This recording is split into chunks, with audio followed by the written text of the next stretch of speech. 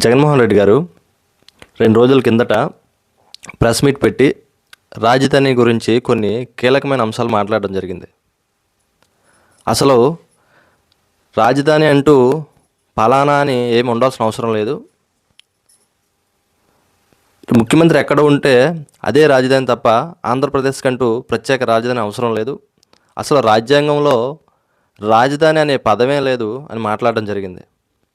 మనం ఇక్కడ ఒక పాయింట్ గమనించుకుంటే, రాజ్యాంగంలో లేనటువంటి రాజధాని అనేది రాజ్యాంగంలో లేదు అన్నప్పుడు మరి అదే రాజ్యాంగంలో లేనటువంటి ప్రతిపక్ష హోదా గురించి జగన్మోహన్ రెడ్డి గారు ఎందుకు డిమాండ్ చేస్తున్నారు? ప్రతిపక్ష హోదా కూడా రాజ్యాంగంలో ఎక్కడా లేదు. మరి అలాంటప్పుడు ప్రతిపక్ష హోదా ఇస్తేనే అసెంబ్లీకి వెళ్తానని పదే పదే జగన్మోహన్ రెడ్డి గారు ఎందుకు మాట్లాడుతున్నారు?